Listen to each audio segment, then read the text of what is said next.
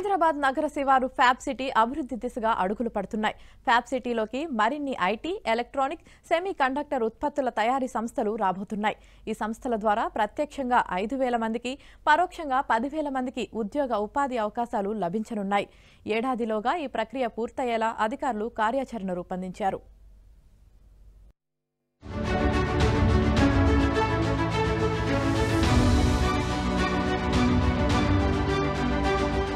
హైదరాబాద్ నగరానికి సమీపంలో మహేశ్వరం ఫ్యాబ్ సిటీలో మరిన్ని ఐటీ, ఎలక్ట్రానిక్ సంస్థలు రాబోతున్నాయి. ఫ్యాబ్ సిటీ ప్రత్యేక ఆర్థిక మండలిలో 940 ఎకరాలను కేంద్ర ప్రభుత్వం డీనోటిఫై చేయడంతో ఆ భూములన్నీ తెలంగాణ ఇండస్ట్రియల్ ఇన్ఫ్రాస్ట్రక్చర్ కార్పొరేషన్ కి తిరిగి రానున్నాయి. మహేశ్వరంలో సెమీ కండక్టర్ ఉత్పత్తుల తయారీ లక్ష్యంగా 20 ఏళ్ల క్రితం అప్పటి ప్రభుత్వం ఫ్యాబ్ సిటీ పేరుతో 1100 ఎకరాలలో కేంద్రం ఆమోదంతో ప్రత్యేక ఆర్థిక మండలిని ఏర్పాటు చేసింది. సెమీ కండక్టర్ ఉత్పత్తులను తయారు చేసేందుకు కొన్ని పరిశ్రమలు మాత్రమే వచ్చాయి. దీంతో ప్రత్యేక ఆర్థిక మండలిలో కేవలం 160 ఎకరాలు మాత్రమే వినియోగంలోకి వచ్చింది. మిగిలిన 940 ఎకరాలను వినియోగించుకోవాలన్న ఉద్దేశంతో గత ప్రభుత్వం 3 ఏళ్ల క్రితం ప్రత్యేక డీనోటిఫై చేయాలంటూ అభ్యర్థించింది. వివిధ కారణాలతో అభ్యర్థనలు అలాగే ఉండిపోవడంతో కాంగ్రెస్ అధికారంలోకి వచ్చాక ఈ అంశంపైన దృష్టి సారించింది. తాజా పరిస్థితిని వివరిస్తూ కొద్ది నెలల క్రితం కేంద్ర వాణిజ్య మంత్రిత్వ శాఖకు లేఖలు రాయగా కేంద్రం 940 ఎకరాలను డీనోటిఫై చేస్తూ కొద్ది రోజుల క్రితం ఉత్తర్వులను జారీ చేసింది.